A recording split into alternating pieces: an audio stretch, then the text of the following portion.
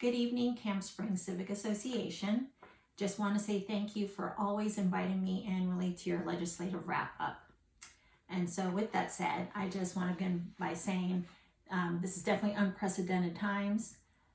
For the first time since the Civil War, the Maryland General Assembly abbreviated our session, and we adjourned on Wednesday, March 18th, due to the outbreak of the COVID-19 virus. Us as legislators, we dismissed our staff on March 12th and continued to work in double sessions late into the night on most days, including a rare Sunday meeting.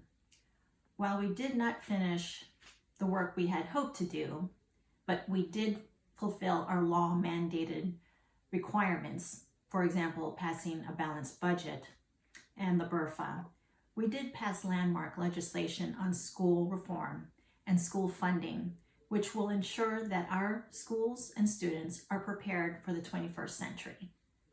Like most legislators, I did not get everything passed that I had hoped to do, but I am committed to redoubling my efforts on your behalf for the next upcoming legislative session of 2021.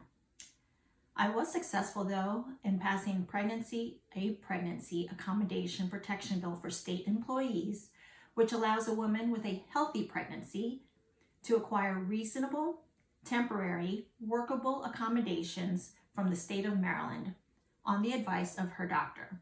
This is very similar to accommodations made for at-risk pregnancies, except that it will help women prevent at-risk pregnancies before they occur.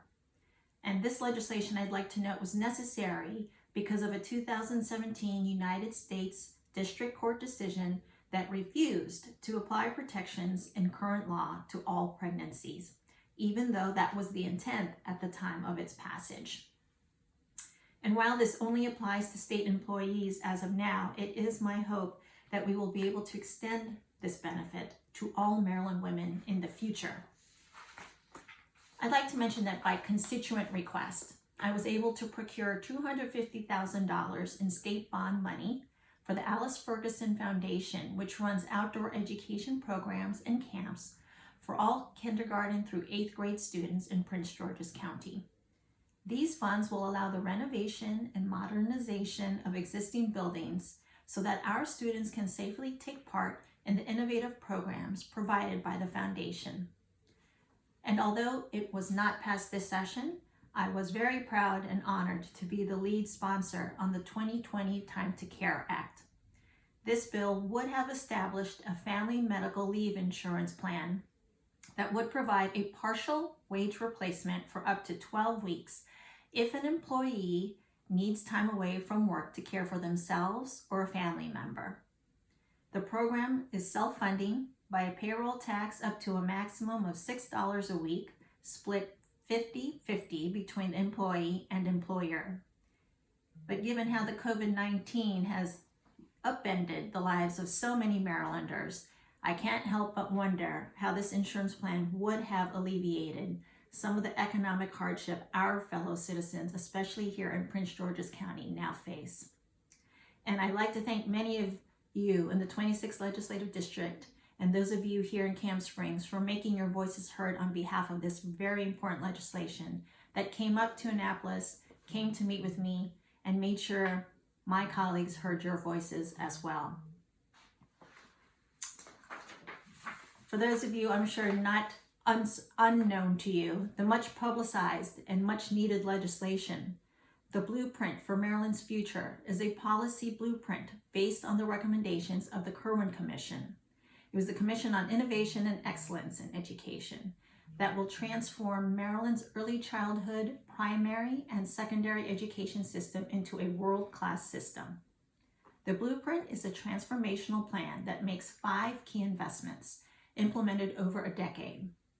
1, expanding full-day pre-K for low-income 3- and 4-year-olds and provides more family support centers in high-poverty areas. 2, hiring and keeping high-quality, diverse teachers by paying teachers a salary comparable to other fields, providing more rigorous teacher preparation programs, and implementing career ladders to provide more opportunities for career advancement, 3, raising the standards for college and career readiness so that students can compete with their international peers. 4, providing more resources for the students who need them most. And 5, implementing an accountability board to monitor progress and ensure taxpayer funds are being used effectively. The Blueprint is a once-in-a-generation plan to revolutionize education in Maryland. It's built on the principle that every child deserves the best education, regardless of their zip code. In conjunction to the Blueprint, the Built to Learn Act is the largest one-time school construction investment in our state's history. This historic bill invests an additional $2.2 billion into school construction on top of current school construction program funding, which is $400 million per year, and helps counties across our state build new schools and jumpstart much-needed maintenance projects. It also prioritizes schools with the oldest buildings in the system with significant facility deficiencies, schools with high concentrations of students eligible for free and reduced price meals, and schools with a high number of relocatable classrooms. And last but not least, a bill that's been long overdue, House Bill 1260, resolves the 13-year ongoing litigation around Maryland's HBCUs, our historically Black colleges and universities. It establishes a special fund and dedicates $577 million over 10 years to the state's 4 historically Black colleges and universities, if the case is settled by December 1st of this year. Beginning in fiscal year 22, each of the state's HBCUs can use the funds in 5 major areas.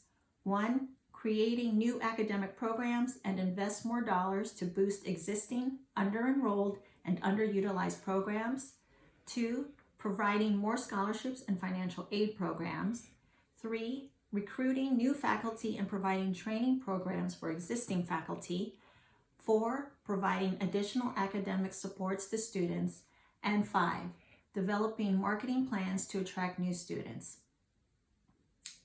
With that said, I hope, while this is not our norm of providing legislative wrap-ups, especially to Camp Springs Civic Association, it does appear that this will be our new norm. And with that said, it's my hope that this brief overview of the last legislative session gives you some helpful information. But for further and more detailed information regarding my specific legislation, you can go online to the Maryland General Assembly website at the following address: http://mga.gov/members/details/Valderrama. And once you get to that page, you can click on the Legislation tab to see more information regarding my legislation. And fellow Camp Spring constituents, as I said earlier, this truly was an unprecedented, unusual session, to say the least. Please stay safe. As we all know, and especially here in our county of Prince George's, COVID-19 kills. Please wear your mask out in public, do your social distancing, staying 6 feet away from others, and wash your hands.